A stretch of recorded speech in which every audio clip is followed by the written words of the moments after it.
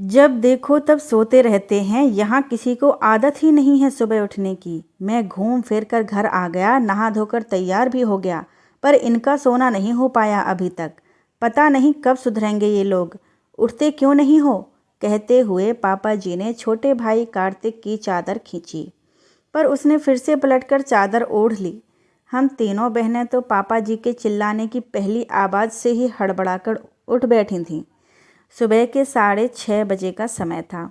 रोज़ की तरह पापा जी के चीखने चिल्लाने की आवाज़ ने ही हमारी नींद खो ली थी।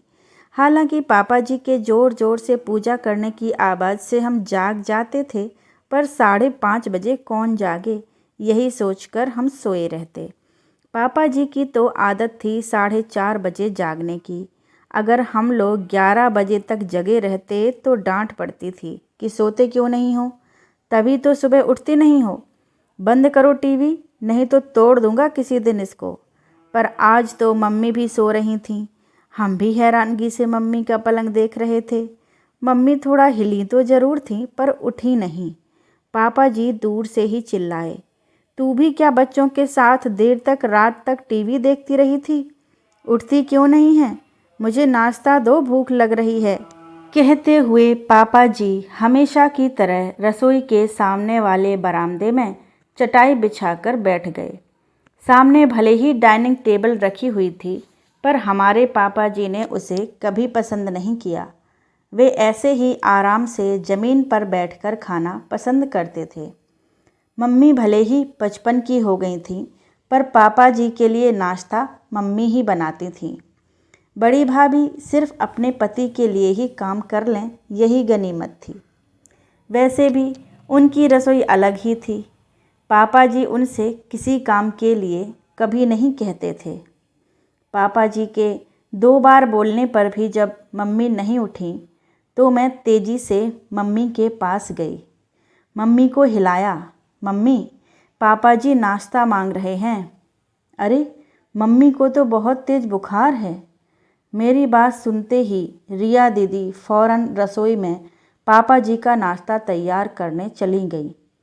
हम सबको पता है कि पापा जी के खाने, उठने, बैठने, घूमने जाने का हर चीज़ का समय तय है। अगर नाश्ते का वक्त निकल गया तो लाख मनाते रहेंगे, पर वे नाश्ता नहीं करेंगे। इसके बाद दोपहर के खाने के समय ही खाएंगे, भले ही वे बीमार हो जाएं। रिया दीदी ने फटाफट पराठे बनाकर दूध गर्म कर पापा जी को परोस दिया।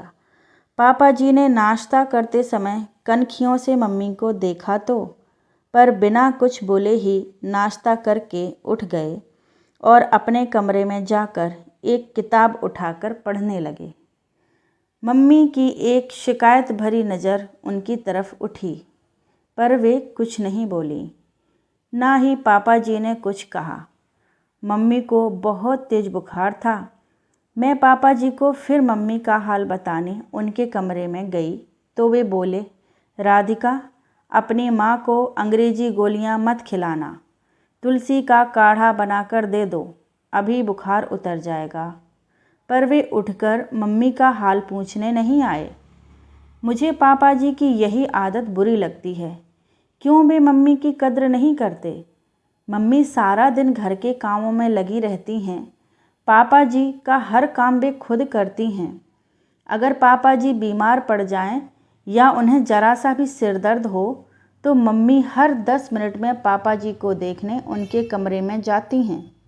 मैंने अपनी ज़िंदगी में हमेशा मम्मी को उनकी सेवा करते और डांट खाते ही देखा है। फिर भी मम्मी कभी पलटकर जवाब नहीं देती, अपने बारे में कभी शिकायत भी नहीं करती। एक बार मुझे गुस्सा भी आया कि मम्मी, आप पापा जी को पलटकर जवाब क्यों नहीं देती, तो वे मेरा चेहरा देखने लगी थीं। इस तरह पति को पलटकर जवाब नहीं देना चाहिए। तेरी नानी ने भी कभी नहीं दिया। तेरी ताई और चाची जवाब देती थीं, इसीलिए कोई भी रिश्तेदार उन्हें पसंद नहीं करता, कोई उनके घर नहीं जाना चाहता। मुझे गुस्सा आया। इससे हमें क्या फ़ायदा है? जिसका दिल करता है वही मुंह उठाए यहाँ चला आता है, जैसे हमारे घर खजाने भरे हों। मम्मी हंस पड़ी। तो हमारे पास कौन से खजाने भरे हैं लुटाने के लिए? कभी देखा है कि मैंने किसी पर खजाने लुटाए हों? जो है बस यही सब कुछ है। पर पापा जी तो किसी के भी सामने आपको डांट देते हैं। मुझे अच्छा नहीं लगता मम्मी। कितनी बेइज्जती कर देते हैं आपकी। मम्मी ने प्यार से मुझे देखा। तुम लोग करते हो ना मुझे प्यार, क्या यह कम है? उस समय मेरा मन किया कि फिल्मी हीरोइनों की तरह फ़ौरन मम्मी के गले लग जाऊं, पर ऐसा कर नहीं सकी। शायद कहीं पापा जी का स्वभाव, जो कहीं ना कहीं मेरे भीतर भी था, वही मेरे आड़े आ गया था। मैं पापा जी के कमरे से फ़ौरन मम्मी के पास आ गई। क्या एक बार पापा जी चलकर मम्मी का हाल पूछने नहीं जा सकते थे? फिर सोचा अच्छा है ना ही जाएं। जाकर भी क्या करेंगे? बोलेंगे तू भी अनुपमा लेटने के बहाने ढूंढती है, जरा सा सिर दर्द है, अभी ठीक हो जाएगा। और फिर मस्त होकर किताबें पढ़ने लगेंगे, जबकि वे भी जानते हैं कि मम्मी को नखरे दिखाने की जरा भी आदत नहीं है। जब तक शरीर जवाब ना दे जाए वे बिस्तर पर नहीं लेटती। कभी मैं सोचती काश मेरी मम्मी पापा जी की इस किताब की जगह होती। मैं रिया दीदी को पापा जी की बात बताने जा रही थी, तभी देखा कि वे काढ़ा छान रही हैं। रिया दीदी ने शायद पहले ही पापा जी की बात सुन ली थी। वे तुलसी का काढ़ा लेकर मम्मी को देने चली गई। दोपहर हो गई, फिर शाम और फिर रात, पर मम्मी का बुखार कम होने का नाम ही नहीं ले रहा था। रात को डॉक्टर बुलाना पड़ा। उसने बुखार उतारने का इंजेक्शन लगा दिया और अस्पताल ले जाने के लिए कहकर चला गया। अस्पताल का नाम सुनते ही मेरे तो हाथ पांव ही फूल गए। मैंने लोगों के घरों में तो देखा सुना था कि फला आदमी बीमार हो गया, उसे अस्पताल ले जाना पड़ा। पूरा घर उथल पुथल हो गया। मुझे समझ में नहीं आ रहा था कि एक आदमी के अस्पताल जाने से घर उथल पुथल कैसे हो जाता है। सुबह सुबह ही कुणाल और कार्तिक भैया मम्मी को अस्पताल ले गए। मैं अनजाने डर से अधमरी सी हो गई। रिया दीदी मुझे ढांढस बंधाती रहीं कि कुछ नहीं होगा, तू घबरा मत, मम्मी जल्दी ही चेकअप करवा कर लौट आएंगी। पर ऐसा कुछ नहीं हुआ। चेकअप तो हुआ, पर मम्मी को डॉक्टर ने अस्पताल में ही दाखिल कर लिया। घर आकर दोनों भाइयों ने पापा जी को बताया तो पापा जी को ना तो कोई ख़ास हैरानगी हुई और ना ही उनके चेहरे पर कोई परेशानी उभरी। मैं पापा जी के पत्थर दिल को देखती रह गई। मुझसे तो ना खाना खाया जा रहा था, ना ही किसी काम में मन लग रहा था। रिया दीदी ने डॉक्टर के कहे अनुसार मम्मी के लिए पतली सी खिचड़ी बनाई, चाय बनाई, भैया के लिए खाना बनाया और पैक करके कार्तिक भैया को वापस अस्पताल भेज दिया। पापा जी घर पर ही बैठे रहे। रिया दीदी ने पूरे घर के लिए खाना बनाया और खिलाया। मैं घर के काम में उनका हाथ बटाती रही। कॉलेज जाने का मन नहीं किया। एक बार पापा जी से डर भी लगा कि ज़रूर डांटेंगे कि कॉलेज क्यों नहीं गई। छोटी बहन कावेरी तो स्कूल चली गई थी। पापा जी की नज़र मुझ पर पड़ी।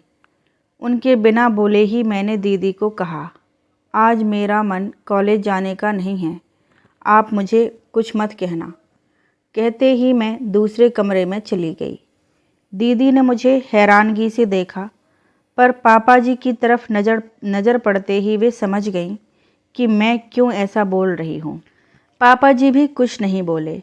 स्कूल से लौटकर कावेरी को मम्मी के अस्पताल दाखिल होने का पता चला तो वो रोने लगी।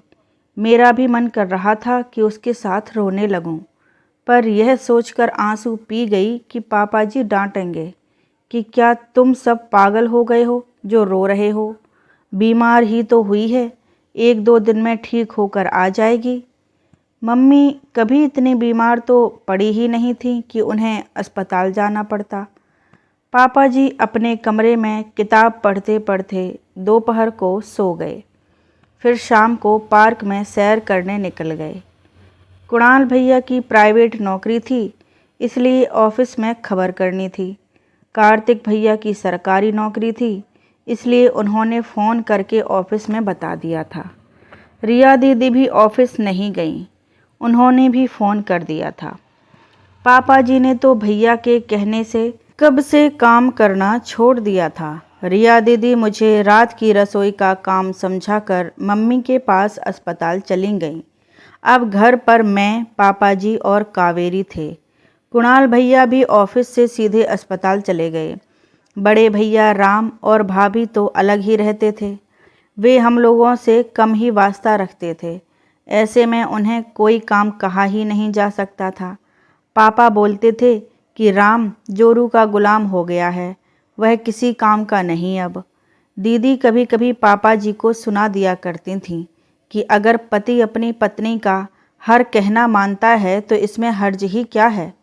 इस पर पापा जी कहते, ऐसा आदमी कमज़ोर होता है, मैं उसे मर्द नहीं मानता। वैसे भी बड़े भैया के बदले हुए स्वार्थ भाव को देखकर उनका होना ना होना एक बराबर ही था।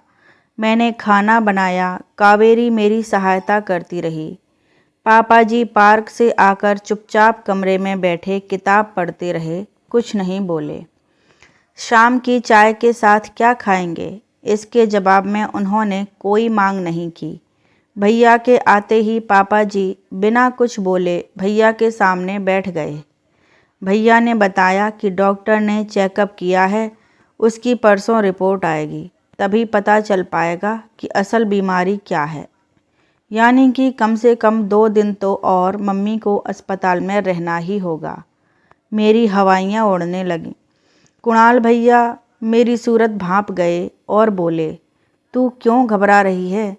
वहाँ मम्मी को अच्छी तरह रखा हुआ है। डॉक्टर जान पहचान की मिल गई थीं। उन्होंने एक नर्स को ख़ास तौर पर मम्मी की तबीयत देखने के लिए हिदायत दे दी है। अलग से कमरा भी दिलवा दिया है। मैंने पापा जी के चेहरे पर आश्वासन की लकीरें देखीं, पर फिर तुरंत गायब होते हुए भी देखीं।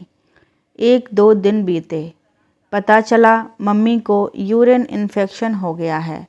डॉक्टर ने कहा कि पूरा उपचार करना होगा, 1 सप्ताह तो लगेगा ही। पूरे घर का रूटीन ही गड़बड़ा गया। कौन अस्पताल भाग रहा है, कौन मम्मी के पास बैठ रहा है, कौन रात को मम्मी के पास रहेगा, कौन घर संभालेगा, कुछ समझ में नहीं आ रहा था। जिसको जो काम दिख जाता वह कर लेता था।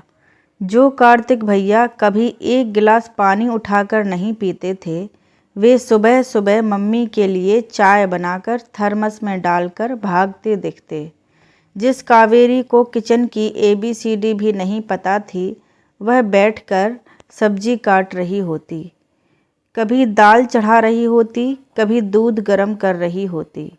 पापा जी का तो सारा रूटीन ही बदल गया था। वे सुबह उठते, सैर करके आते तो सबके लिए चाय बना देते, फिर बिना चिल्लाए सबको उठाते और बिना नाश्ते की मांग किए ही अस्पताल चले जाते।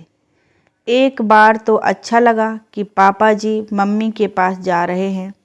फिर यह सोचकर डर लगा कि कहीं अस्पताल में जाकर भी तो मम्मी को डांटते नहीं हैं कि तू दवा क्यों नहीं पी रही है, तू उठकर बैठने की कोशिश क्यों नहीं करती, तू अपने आप हिलाकर ताकि जल्दी ठीक हो जाए। 100 सवाल थे जेहन में, पर जवाब एक का भी नहीं मिल पाता था। मुझे कभी कभी यह भी समझ में नहीं आता था कि मम्मी को लेकर इतनी परेशान क्यों होती हूँ मैं। क्यों लगता है कि पापा जी उन्हें डांटे नहीं, उन्हें परेशान ना करें। मैं मन ही मन पापा जी से नाराज़ हूँ या आतंकित हूँ, यह भी समझ में नहीं आता था। मैं तो पूरी तरह घरेलू महिला ही बन गई थी। पूरे घर की सफाई, कपड़े और रसोई का काम। रात अस्पताल में रहकर दीदी सुबह लौटती तो उनके आने से पहले अधिकतर काम मैं निपटा चुकी होती थी। वे भी मुझे देखकर हैरान होती। दीदी रात की जगी होती तो नाश्ता करते ही बिस्तर पर सो जाती। थोड़ा काम करवा पाती कि फिर से उनके अस्पताल जाने का वक्त हो जाता। दोनों भाई बारी बारी से छुट्टी ले रहे थे। एक दो बार तो ये भी हुआ कि पापा जी रात को करवटें बदलते रहे और उनकी नींद सुबह खुली ही नहीं। वे भी 6 बजे हमारे साथ जगे। मुझे यही लगा कि पापा जी को आदत है हर समय मम्मी को डांटते रहने की। अब मम्मी सामने नहीं है तो परेशान हो रहे हैं कि किसे डांटूं। हमें डांटते डांटते भी चुप हो जाते।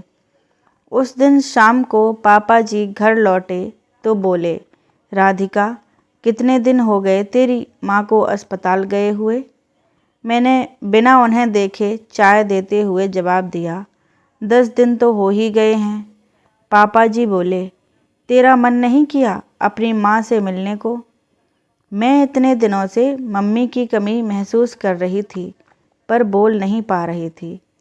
पापा जी की इस बात से मेरे मन के भीतर कुछ उबाल सा उठने लगा। इससे पहले कि मैं कोई जवाब देती, पापा जी सपाट शब्दों में फिर बोले, तेरी माँ तुझे याद कर रही थी। मैं भीतर के उबाल को रोक नहीं पाई। तेजी से रसोई में जाकर काम करते करते रोने लगी। आपको क्या पता कि मैं कितनी परेशान हूँ। हर पल मम्मी के घर आने की खबर का इंतज़ार कर रही हूँ। वहाँ जाऊँगी और देखूँगी कि आप फिर मम्मी को ही हर बात के लिए दोष दे रहे हो, उन्हें डांट रहे हो, तो और भी दुख होगा। वैसे भी आपको क्या फ़र्क पड़ता है, घर पर रहें या अस्पताल में। अस्पताल में जाकर भी क्या करते होंगे मुझे पता है। आपसे 2 शब्द तो प्रेम के बोले नहीं जाते, मम्मी को टेंशन ही देते होंगे। तभी मम्मी 10 दिन अस्पताल में रहने के बावजूद अभी तक ठीक नहीं हो पाई हैं। हम बच्चों से पूछिए जिन्हें हर पल माँ चाहिए, भले ही वे हमारे लिए कोई काम करें या ना करें। मम्मी भी मुझे याद कर रही हैं। सभी तो मम्मी से मिलने अस्पताल चले गए, एक मैं ही नहीं गई। मैं रोते रोते मन ही मन हर पल पापा जी को कोसती रही। सोचते सोचते मेरे हाथ से दूध भरा पतीला फिसल कर ज़मीन पर गिर गया। पूरी रसोई दूध से नहा गई और मैं यह सोचकर घबरा गई कि पापा जी अभी ज़ोर से डांटेंगे और चिल्लाएंगे। सोचा ही था कि पापा जी हाथ में चाय का कप लिए सामने आ गए। कावेरी और कार्तिक भैया भी आ गए। पापा जी चुपचाप खड़े रहे। कार्तिक भैया घबराकर बोले, तेरे ऊपर तो गर्म दूध नहीं गिरा। मैं कसमसाई, नहीं, पर सारा दूध गिर गया। कावेरी पोंछा लेने दौड़ पड़ी। पापा जी ने बहुत ही शांत स्वर में कहा, कार्तिक, बाजार से और दूध ले आओ, और वापस अपने कमरे में चले गए। मैं पापा जी की पीठ ही देखती रह गई। कार्तिक भैया भी शांति से बोले, तू अपना ध्यान रखना, कहीं जला ना बैठना, मैं और दूध लेकर आता हूँ। पता नहीं क्यों फिर मम्मी की याद आ गई और मैं रोने लगी। अगले दिन रिया दीदी ने भी कहा कि आज रात तू मम्मी के पास रहना, मम्मी याद कर रही थी। वैसे भी मेरी रात की नींद पूरी नहीं हो पा रही है, कहीं मैं भी बीमार ना हो जाऊं। मेरा मन भी मम्मी से मिलने का हो रहा था। मैं जानबूझकर ज़्यादा देर से जाना चाहती थी ताकि पापा जी अपने समय से निकलकर घर आ जाएं और मैं मम्मी के गले लगकर खूब रो सकूं। सब दिनों की कसर पूरी हो जाए। मैं अस्पताल के आंगन में बिना वजह आधा घंटा बर्बाद करके मम्मी के स्पेशल वार्ड में पहुंची कि अब तो पापा जी निकल ही गए होंगे। पर जैसे ही अंदर जाने लगी, पापा जी की आवाज़ सुनाई दी तो मेरे कदम वहीं रुक गए। अनुपमा, तू कह तो रही है मुझे जाने के लिए, लेकिन मेरा मन नहीं मानता कि तुझे अकेला छोड़कर जाऊं। तेरे बिना मुझे घर काटने को दौड़ता है। मुझे तेरे बिना जीने की आदत नहीं है। पापा जी का स्वर रुआंसा था। आप तो इतने मजबूत दिल के हो, फिर क्यों रो रहे हो? हाँ, हूँ मजबूत दिल का, दुनिया के सामने अपनी कमजोरी दिखा नहीं सकता। मर्द हूँ ना, लेकिन मेरा दिल जानता है कि पत्थर बनना कितना मुश्किल होता है। तू जल्दी से ठीक हो जा, अब बर्दाश्त नहीं हो रहा मुझसे। पिताजी बच्चों की तरह फफक रहे थे। आप ऐसे रोएंगे तो बच्चों को कौन संभालेगा? जाइए ना, बच्चे भी तो घर पर अकेले होंगे। मम्मी का स्वर भी रुआंसा था। तू हाथ मत छुड़ा। अगर अस्पताल वाले मुझे इजाज़त देते रात भर यहाँ रहने की, तो दिन रात तेरी सेवा करके तुझे साथ लेकर ही घर जाता। बच्चे भी तुझ पर गए हैं, मुझसे बोलते नहीं, पर सब तेरे घर आने का ही इंतज़ार कर रहे हैं। कोई अब शोर नहीं मचाता, ना ही कोई टीवी देखता है। पापा जी के शब्द आंसुओं में फिसलने लगे थे। मम्मी भी उसी में पिघल रही थीं। आंसुओं से मेरी भी आंखें धुंधला गई थीं। मुझे कुछ दिखाई नहीं दे रहा था। पापा जी के पत्थर दिल के पीछे प्रेम की अमृत धारा का इतना बड़ा झरना बह रहा है, यह तो मैं कभी देख ही नहीं पाई। मैंने तो अपनी मम्मी पापा को एक साथ बिस्तर पर हाथ में हाथ डाले बैठे नहीं देखा था, लेकिन आज जो मेरे कानों ने मुझे नज़ारा दिखाया, वह मेरी आंखें भी देखना चाह रही थीं। प्यार से लबालब भरे पापा जी की इस सूरत को देखने के लिए मैं तेज़ी से वार्ड में प्रवेश कर गई। मेरे सामने आते ही पापा जी ने मम्मी के हाथ से अपना हाथ तेज़ी से हटा लिया। मैं एकदम मम्मी के गले लगकर ज़ोर से रो पड़ी। मम्मी भी रो पड़ी। पागल है, रो क्यों रही है? मैं तो 1-2 दिन में आ रही हूँ। वे नहीं जानती थीं कि मेरे इन आंसुओं में पापा जी की ओर से मेरा हर रोष धुल गया था। मैंने पापा जी को कनखियों से देखा। पापा जी का चेहरा आंसुओं से खाली था, पर अब मुझे वहाँ पत्थर दिल नहीं, प्यारे पापा जी दिख रहे थे, जो हम सबको, ख़ास तौर पर मम्मी को बहुत बहुत प्यार करते थे। लेकिन मैं मन ही मन सोच रही थी कि अगर मैं हॉस्पिटल ना आती तो मैं पापा का ये प्यार भरा रूप कैसे देख पाती। मुझे तो पता ही नहीं था कि पापा के अंदर मम्मी के लिए इतना प्यार है।